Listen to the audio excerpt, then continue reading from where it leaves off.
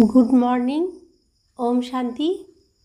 आज 11 अक्टोबर 2025 प्रातमुरली ओम शांति। बाप दादा मधुबन।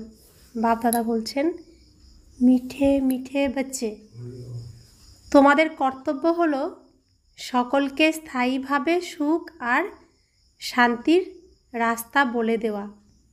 শান্তিতে থাকো আর শান্তির বকশিস পারিতোষিক দাও। আজকের মূল্যের প্রশ্ন, কোন গুপ্ত রহস্যকে বুঝতে পারার জন্য অসীম জগতের বুদ্ধির প্রয়োজন? উত্তর, ড্রামার যে সিন যে সময় চলে সে সময়ই চলবে। এই সময় পরিধি অ্যাকুরেট। বাবাও অ্যাকুরেট টাইমে আসেন, এতে 1 সেকেন্ডেরও পার্থক্য হতে পারে না। পুরো 5000 বছর পরে বাবা এসে প্রবেশ করেন।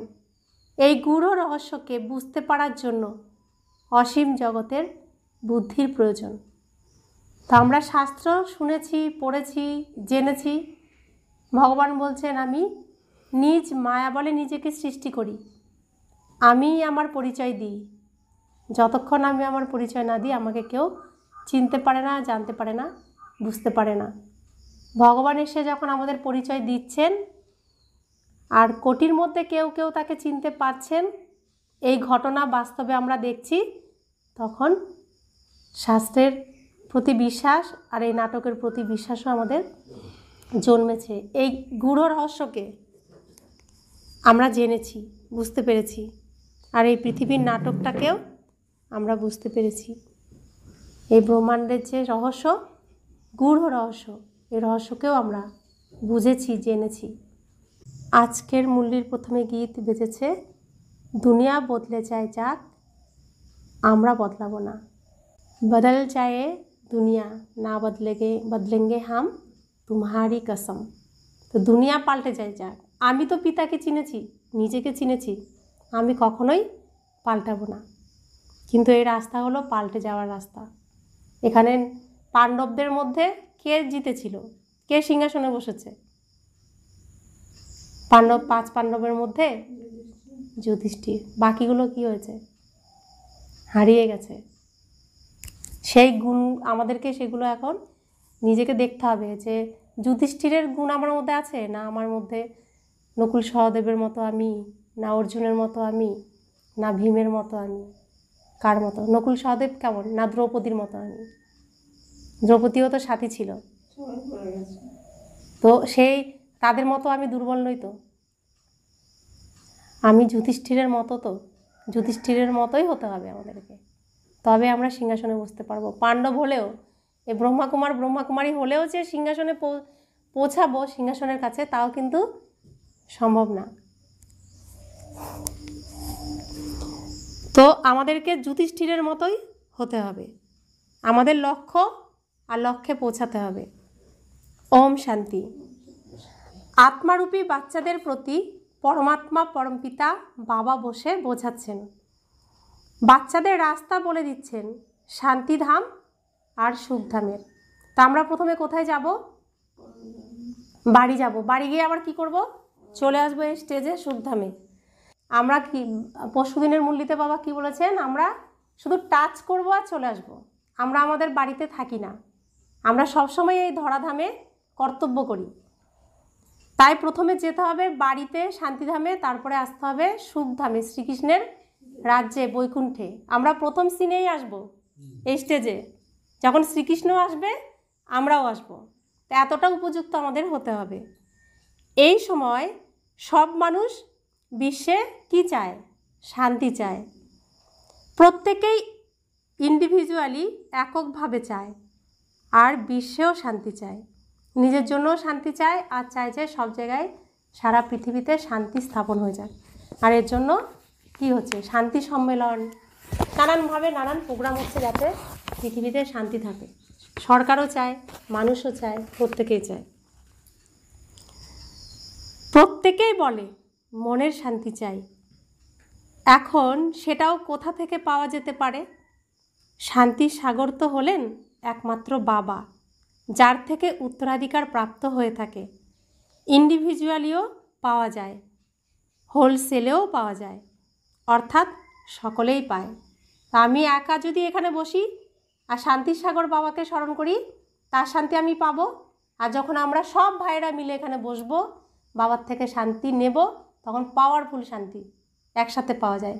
কারণ সবাই মিলে শান্তিকে আহ্বান করছি, তো একসাথে সবাই শান্তি নিয়ে আসছি, তো সেটা অনেক পাওয়ারফুল।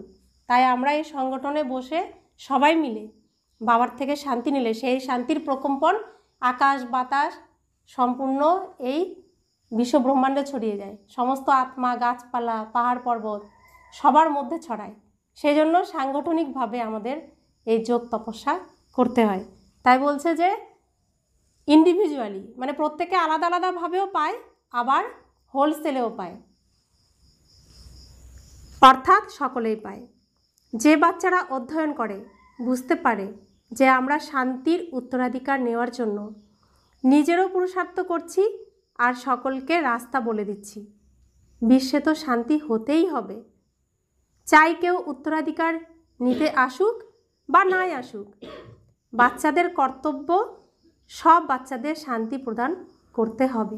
ভগবান যখন এই পৃথিবীতে এসেছেন শান্তি স্থাপন করতে, কেউ শান্তি নিতে আসুক বা না আসুক, শান্তি তো স্থাপন হবেই। এটা বুঝতে পারে না 2 থেকে 4 জনের উত্তরাধিকার প্রাপ্তিতে কি আর হবে, রাস্তা বলে দেওয়া হয়, কিন্তু বিশ্বাস না থাকার কারণে অপরকে নিজ সম বানাতে পারে না। যারা নিশ্চয় বুদ্ধি সম্পন্ন তারা মনে করে বাবার থেকে আমাদের বর প্রাপ্ত হচ্ছে। বরদান দেন যে তিনি আয়ুষ্মান ভব, ধনবান ভবও বলেন। শুধু বললে তো আশীর্বাদ পাওয়া যায় না, আশীর্বাদ চাইলে তো তাকে বোঝানো হয় যে তোমরা যদি শান্তি চাও তো এরকম পুরুষার্থ করো। তো বাবা প্রত্যেক দিন আমাদের শিক্ষা দিচ্ছেন শান্তি কিভাবে আমরা পেতে পারি। সেই পুরুষার্থ আমরা করলে, তার কথা মানলে, তার শ্রীমত মানলে তবেই শান্তি পাবো, তা নয়তো পাবো না। পরিশ্রমের দ্বারা সব কিছু প্রাপ্ত হয়। ভক্তিমার্গে কত আশীর্বাদ দেয়, মা, বাবা, টিচার, গুরু ইত্যাদি সকলের থেকে চায় আমরা সুখী আর শান্ত থাকব, কিন্তু থাকতে পারা যায় না। কারণ এত প্রচুর মানুষ, তাদের সুখ শান্তি কিভাবে প্রাপ্ত হবে? গানও করে, শান্তি দাও দেবা, বুদ্ধিতে আসে, হে পরমপিতা পরমাত্মা আমাদের শান্তির বকশিস দাও। বাস্তবে বকশিস পারিতোষিক তাকেই বলে যে জিনিস হাতে তুলে দেওয়া হয়, বলে এটা হলো তোমার বকশিস, পারিতোষিক। বাবা বলেন বকশিস কেউ যাই কিছু করে, ধনের, মহলের, জামা কাপড় ইত্যাদি করে থাকে, সেটা হলো দান পুণ্য অল্প সময়ে। তো কেউ কেউ দান করে না, ধনের দান করে, কেউ বাড়ি দান করে, কেউ জামা কাপড় দান করে, মন্দিরের জন্য জায়গা দেয় অনেকে না, তো সেটা হলো দান পুণ্য অল্প সময়ের জন্য মানুষ মানুষকে দিয়ে থাকে। বিত্তবান গরিবকে অথবা বিত্তবান বিত্তবানকে দিয়ে এসেছে, কিন্তু এটা তো হলো শান্তি আর সুখ যা কিনা স্থায়ী। আর ভগবান এসে আমাদেরকে কি দিচ্ছেন? হাতে তুলে কি কোনো ধন সম্পত্তি দিচ্ছেন? কোনো স্থূল জিনিস আমাদেরকে দিচ্ছেন? তিনি অবিনাশী সুখ শান্তি দিচ্ছেন, যা বিনাশ হবে না, স্থায়ী। এখন আমরা প্রাপ্ত করব, চলবে কতদিন? এই যে আমরা এখন প্রাপ্ত করছি এটা কতদিন চলবে? সামনে যে স্টেজে আবার নাটক চলতে শুরু হচ্ছে না, শুরু হতে যাচ্ছে যে নাটকটা, যেখানে প্রথমে শ্রীকৃষ্ণ আসবে, সত্যযুগ শুরু হবে, সেখান থেকে কলিযুগ পর্যন্ত এই সুখ শান্তি আমাদের থাকবে, বিনাশ হবে না। তো এখানে এখন এই সুখ শান্তি নিজের মধ্যে ভরে নিতে হবে, যতটা পারো ভরে নাও। এখানে তো কেউ এক জন্মের জন্য সুখ শান্তি নিতে পারে না, এখানে তো কেউ এক জন্মের জন্য সুখ শান্তি দিতে পারে না, কারণ তাদের কাছে তো নেই, এখন কারো কাছে সুখ শান্তি নেই।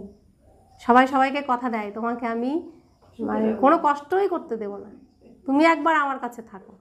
তাহলে প্রথম প্রথম এসব বলে বলে আশা দিয়ে দিয়ে বন্ধন নিয়ে আনে, বন্ধনে বন্দী হয়ে যাওয়ার পরে কোথায় সুখ, কোথায় শান্তি? কারণ নেই তো, দেবে কি করে? কারোর কাছেই তো নেই। সবাই চাইছি আমাকে সুখ দাও, আমাকে শান্তি দাও, কিন্তু খালি খালি বলেই কি হচ্ছে? আওয়াজ হচ্ছে, অর্থাৎ ঝগড়াঝাটি হচ্ছে। তো নেই, তাই দিতে পারছে না। দিতে সক্ষম একমাত্র কে? বাবা। বাবার থেকে যদি আমরা আমাদের ঘড়া ভরে নিই, তাহলে আমরাও দিতে পারবো। ওনাকে সুখ, শান্তি, পবিত্রতার সাগর বলা হয়ে থাকে। উচ্চতমের চেয়েও উচ্চ ভগবানেরই মহিমার সুখ্যাতি করা হয়। বুঝতে পারে যে ওনার থেকেই শান্তি পাওয়া যাবে। আবার তারা সাধু সন্ত ইত্যাদির কাছে যায়, কারণ ভক্তি মার্গে, তাই ঘূর্ণাবর্তে চলতে থাকে। সেই সব হলো অল্প সময়ের পুরুষার্থ। বাচ্চারা, তোমাদের এইসব বন্ধ হয়ে যায়। তোমরা লেখো যে অসীম জগতের পিতার কাছ থেকে 100 ভাগ পবিত্রতা, সুখ, শান্তির উত্তরাধিকার পাওয়া যেতে পারে। এখানে হলো 100 ভাগই অপবিত্রতা, দুঃখ, অশান্তি। কোথায়? এই পৃথিবীতে এখন অপবিত্রতা, দুঃখ, অশান্তির সিন চলছে। অর্থাৎ প্রত্যেকেই দুঃখী, প্রত্যেকেই অশান্ত, প্রত্যেকের মনেই কষ্ট। এই সিন চলছে এখন পৃথিবীতে। আর এই সিন থেকে মুক্ত করতে কে এসেছেন? বাবা, যিনি সুখের সাগর, শান্তির সাগর, পবিত্রতার সাগর, যিনি আনন্দের সাগর, জ্ঞানের সাগর, শক্তির সাগর। তো তার কাছে আসলেই আমরা সেই প্রকৃত পবিত্রতা, সুখ, শান্তি, মানে খাঁটি জিনিসটা পাবো। তো কিন্তু মানুষ বোঝে না, বলে ঋষি মুনিরা তো পবিত্র, কিন্তু প্রজনন তো সেই বীজ থেকেই হয়। এটাই তো হলো মুখ্য ব্যাপার। রাবণ রাজ্যে পবিত্রতা হতে পারে না। পবিত্রতা, সুখ, সব কিছু সাগরই হলেন এক বাবা। তোমরা জানো যে আমাদের শিব বাবার থেকে 21 জন্ম অর্থাৎ অর্ধকল্প 2500 বছরের জন্য উত্তরাধিকার প্রাপ্ত হয়। এটার তো গ্যারান্টি আছে। এখানে যে যে আসবে, যতটা ধারণ করবে, ততটাই সে ধন সম্পত্তি পাবেই পাবে। এটার গ্যারান্টি আছে তো, পেয়েছি আমরা। অর্ধকল্প হলো সুখধাম, অর্ধকল্প হলো দুঃখধাম। অর্ধেক হচ্ছে দিন, অর্ধেক হচ্ছে রাত। তো দিন হলো সুখ, রাত হলো দুঃখ। আর এখন পৃথিবীতে কোন সিন চলছে? গভীর রাতের সিন চলছে, যেখানে ভূত, প্রেত, পিশাচের রাজত্ব চলছে। তাই আমরা প্রত্যেকেই কি? দুঃখী। প্রত্যেকের আচরণ কেমন? ভূত, প্রেত, পিশাচের মতোই আচরণ আমাদের। তো সেই জন্য বাবা বলছেন সৃষ্টির 2 ভাগ আছে, এক নতুন, এক পুরাতন। কিন্তু নতুন কখন, পুরানো কখন হয়ে থাকে এটাও জানে না। বৃক্ষের আয়ু, কল্পবৃক্ষের আয়ু এতটাই অ্যাকুরেট যে বলার নয়। এখন বাবার মাধ্যমে তোমরা এই বৃক্ষকে জানো। এটা হলো 5000 বছরের পুরানো বৃক্ষ। এর অ্যাকুরেট আয়ুর কথা তোমাদের জানা আছে। আর অন্য সব বৃক্ষের আয়ু যে কত, সে ব্যাপারে কারোরই জানা নেই। অনুমানে বলে দেয়, ঝড় এলো, বৃক্ষের পতন হলো, আয়ু শেষ। মানুষেরও হঠাৎ মৃত্যু হতে থাকে। এই অসীম জগতের বৃক্ষের আয়ু হলো সম্পূর্ণ 5000 বছরের। এর মধ্যে না একদিন কম বা একদিন বেশি হতে পারে। এটা পূর্ব নির্মিত বৃক্ষ, এতে কোনো তফাৎ হতে পারে না। ড্রামাতে যে সিন যে সময় চলতে থাকে, সে সময়ই চলবে। হুবহু রিপিট হতে হবে। সময়ও হলো অ্যাকুরেট।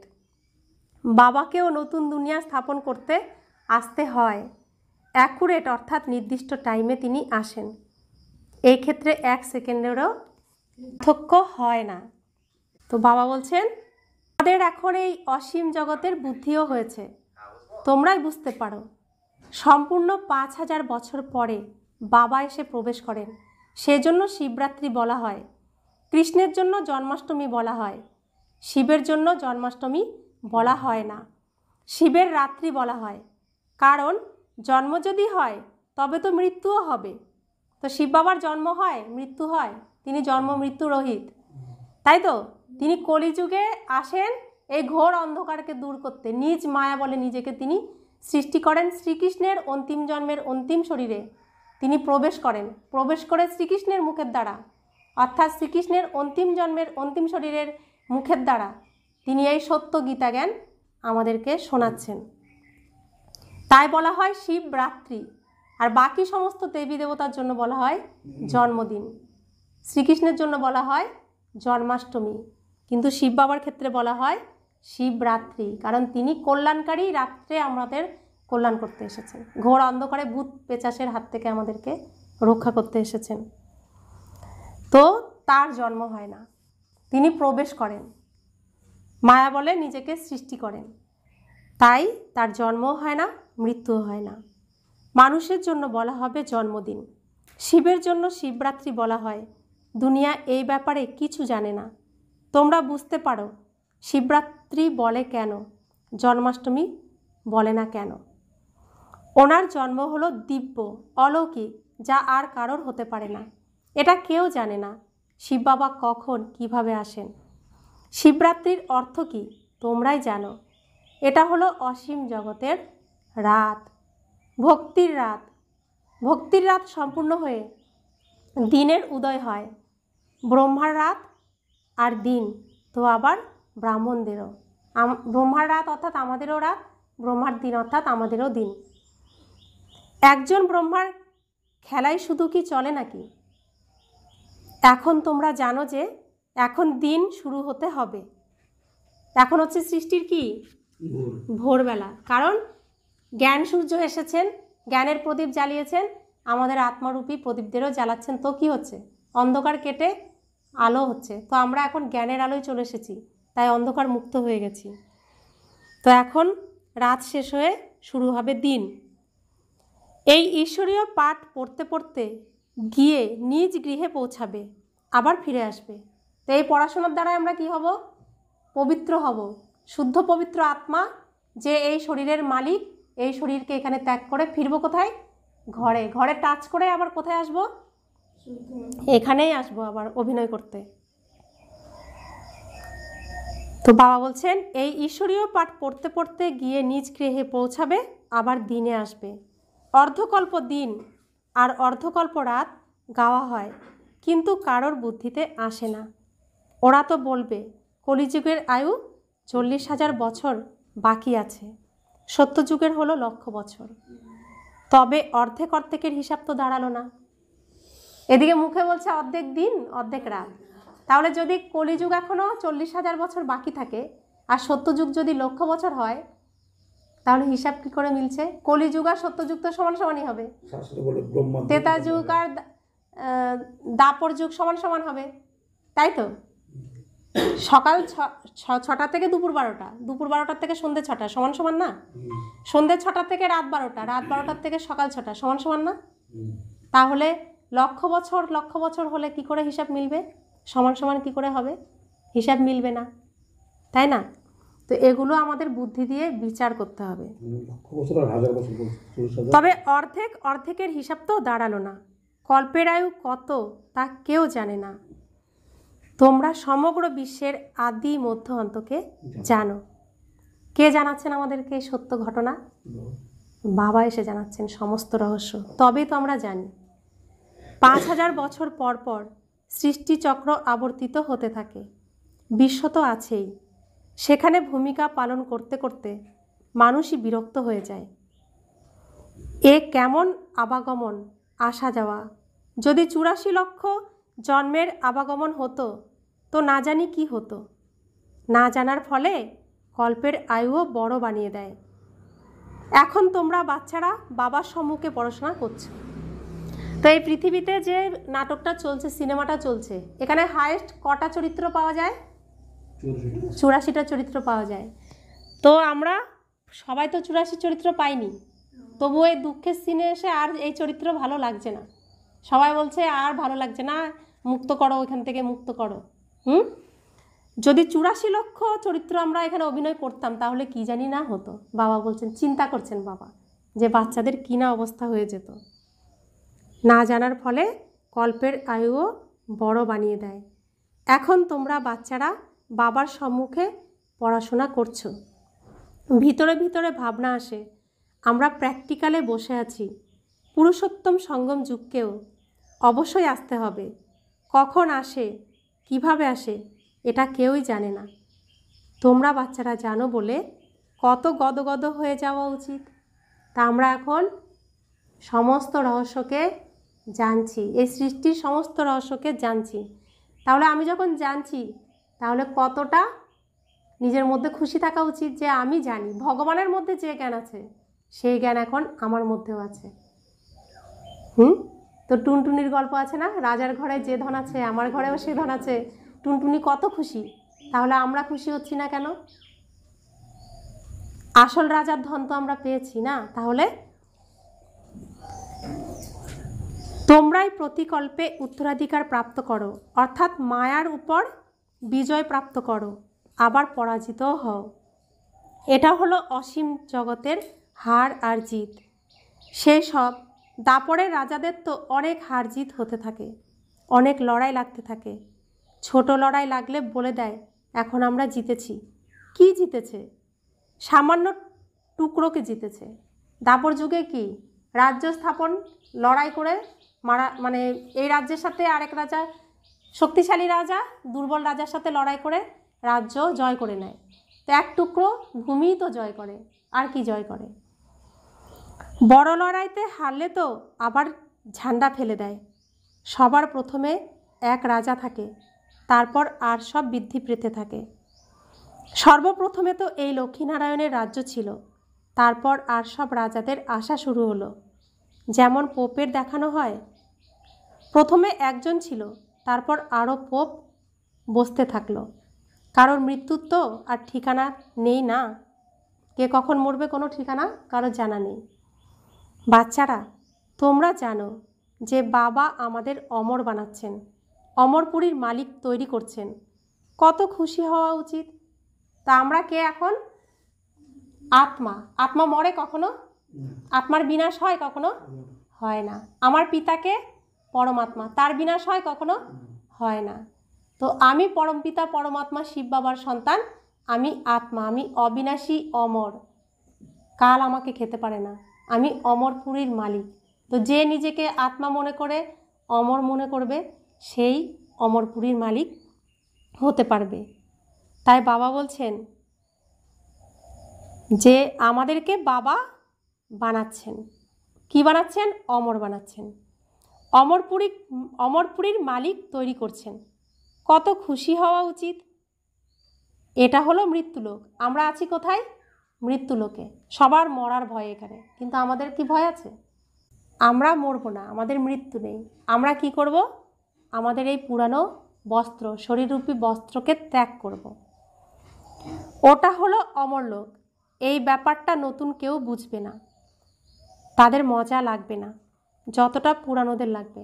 তো যারা 7 days কোর্স করে এখানে এই মুরলি শুনতে বসেছে তারা ভালো করে বুঝবে, যারা নতুন তারা বুঝবে না, মজা লাগবে না। বাবা সব বাচ্চার সব কথা জানে, রহস্য না জানলে তো বুঝতে পারবে না। না, দিন দিন বৃদ্ধি প্রাপ্ত হতে থাকে, বিশ্বাস সুদৃঢ় হয়ে যায়।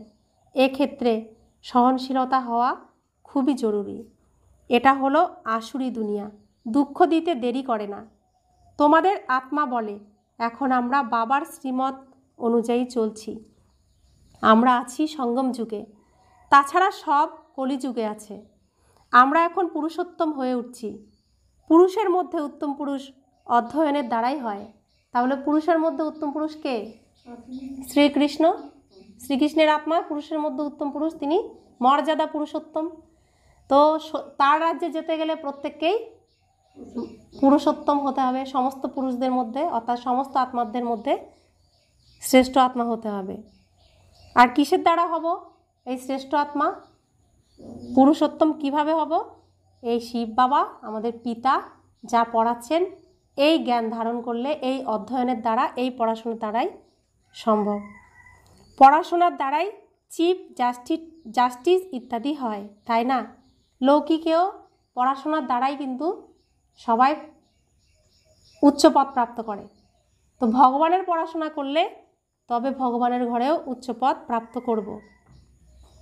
বাবা তোমাদের পড়াচ্ছেন, এই অধ্যয়নের দ্বারাই নিজের নিজের পুরুষার্থ অনুসারে তোমরা পদ প্রাপ্ত করো। যে যত অধ্যয়ন করবে ততটাই গ্রেড প্রাপ্ত করবে, পদ প্রাপ্ত হবে। এতে রাজত্বের গ্রেড আছে, ওই পড়াশোনাতে রাজত্বের গ্রেড হয় না। আমরা লৌকিকে যে পড়াশোনা করি সেখানে উচ্চ পদের চাকরি পাই, অন্যের দাস হই ওই পড়াশোনার দ্বারা। কিন্তু ভগবানের পড়াশোনা করলে কি হব? রাজত্ব পাবো। কোথায় পাবো? তাও আবার বৈকুণ্ঠে, শ্রীকৃষ্ণের রাজ্যে, নারায়ণের রাজ্যে। তোমরা জানো যে আমরা রাজারও রাজা হয়ে উঠছি, তাই ভিতরে ভিতরে কত খুশি হওয়া উচিত। আমরা ডবল মুকুটধারী অনেক উচ্চ স্থানাধিকারী হব। ভগবান বাবা আমাদের পড়াশোনা করাচ্ছেন। কেউ কখনো বুঝতে পারবে না যে নিরাকার বাবা কিভাবে এসে অধ্যয়ন করান। মানুষ ডাকেও যে হে পতিত পাবন, এসে আমাদের পবিত্র করো, তবুও পবিত্র হতে পারে না। বাবা বলেন কাম হলো মহাশত্রু। তোমরা একদিকে ডাকতে থাকো যে পতিত পাবন এসো। এখন আমি এসে বলছি বাচ্চারা পতিতপনা ছেড়ে দাও, তো তোমরা ছাড়ো না কেন? এইভাবে কি বাবা তোমাদের পবিত্র করবেন আর তোমরা পতিত হতে থাকবে? অনেকেই এরকম পতিত হয়ে যায়। কেউ কেউ সত্যি স্বীকার করে, বলে বাবা এই ভুল হয়ে গেছে। বাবা বলেন কোনো পাপকর্ম যদি হয়ে যায় তো তাড়াতাড়ি বলো। কেউ সত্যি কেউ মিথ্যা বলে।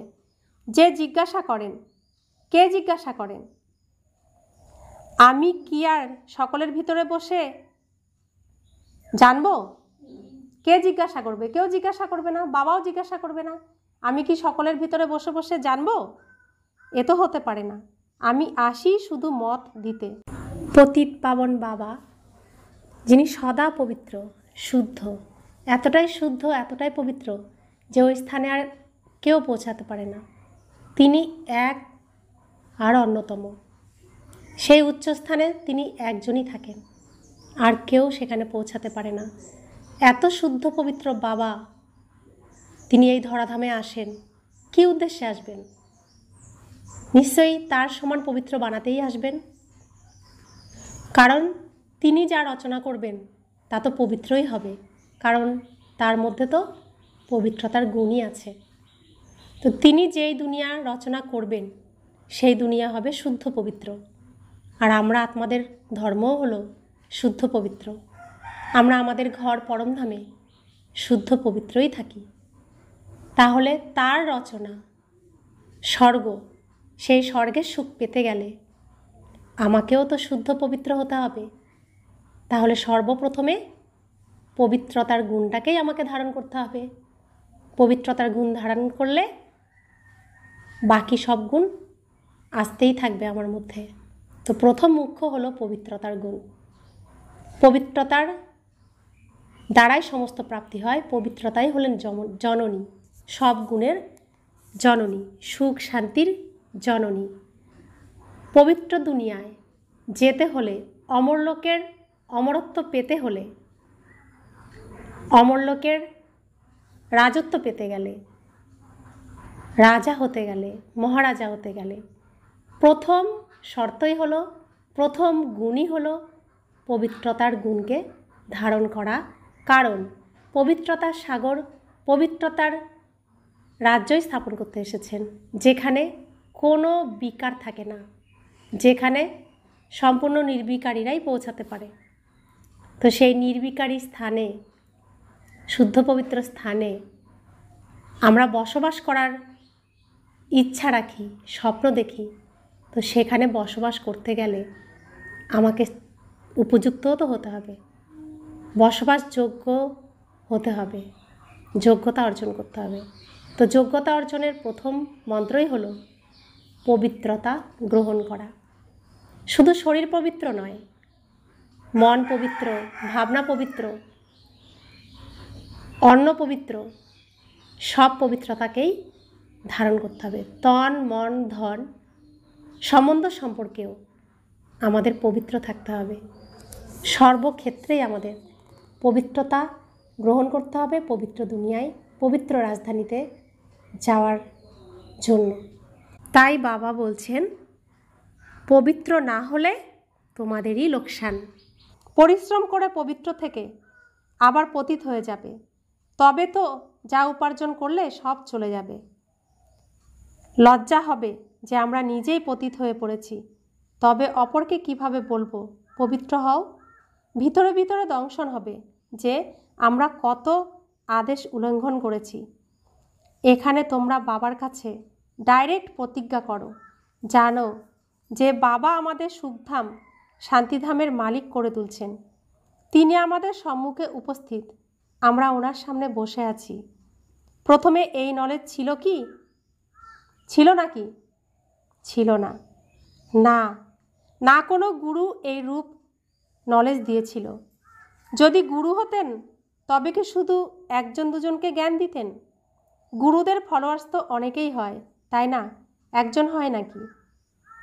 সদ্গুরু হলেনই এক, তিনি আমাদের রাস্তা বলে দেন। আমরা আবার অপরকে বলি, তোমরা সবাইকে বলো বাবাকে স্মরণ করো। ব্যাস, উচ্চতমের চেয়েও উচ্চ বাবাকে স্মরণ করলে উচ্চ পদ প্রাপ্ত হবে। তোমরা রাজার রাজা হচ্ছ, তোমাদের কাছে অগুন্তি ধন থাকবে। তো শ্রীকৃষ্ণ কত ধনের মালিক হয়েছে? কত ধনের? সমস্ত বিশ্বের তিনি মালিক, তিনি বাসুদেব। তার দ্বারাই এই জগৎ সংসারের সমস্ত কিছু রচনা করেছেন স্বয়ং ভগবান শ্রীকৃষ্ণের দ্বারা। তিনি সমস্ত ধনের মালিক। ভগবানের যা কিছু সব কিছুর মালিকই হলেন শিব বাবার। যা কিছু সব কিছুর মালিক কে? শ্রীকৃষ্ণ। আমরা শ্রীকৃষ্ণ সমান হলে আমরাও মালিক হব। তো বাবা এসেছেন প্রত্যেককে শ্রীকৃষ্ণের সমান বানাতে, আর সমস্ত ধনের উত্তরাধিকার দিতে, সমস্ত ধন সম্পত্তির মালিক বানাতে। তোমরা তো এখন নিজেদের ঝুলি ভরছ। তোমরা জানো যে বাবা আমাদের ঝুলি ভরে ভরে দিচ্ছেন। বলা হয় কুবেরের কাছে অনেক ধন ছিল। বাস্তবে তোমরা প্রত্যেকে হলে এক একজন কুবের।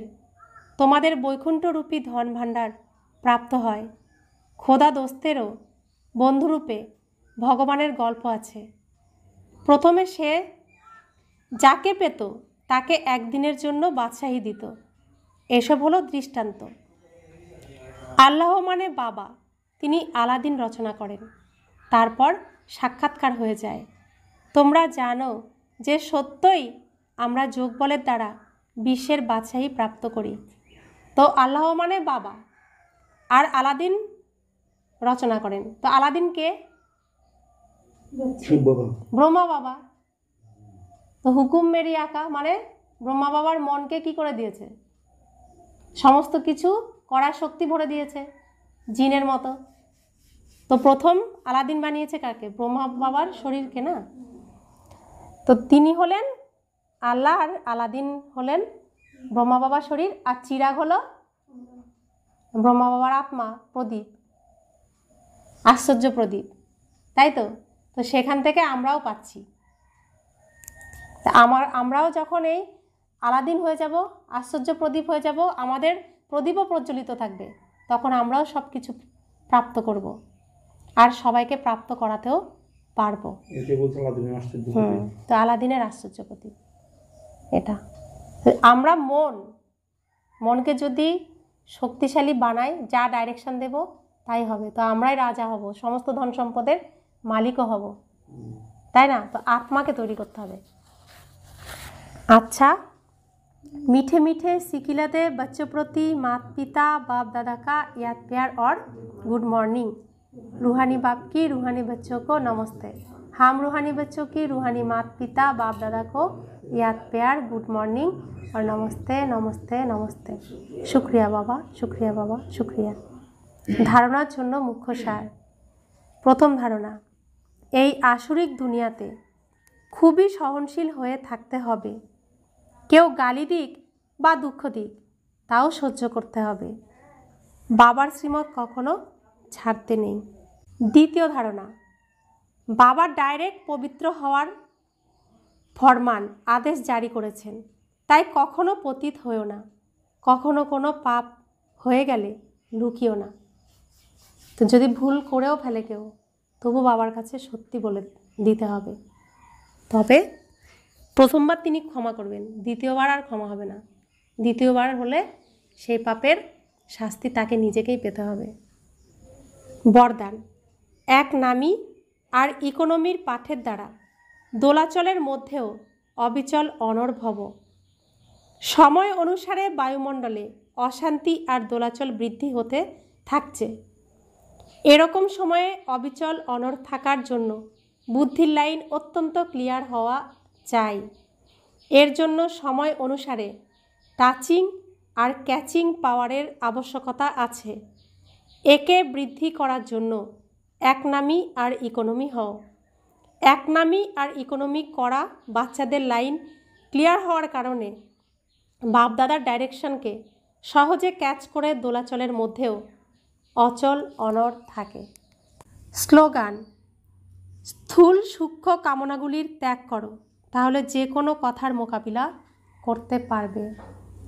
স্থূল আর সূক্ষ্ম কামনা, যেগুলো আমাদের শরীরের কামনা, যেগুলো আমাদের শরীরের জন্য মনের মধ্যে আসে কামনা, স্থূল কামনা, সেগুলোকে যদি ত্যাগ করতে পারি তবে যে কোনো কথার মোকাবিলা আমরা করতে পারবো।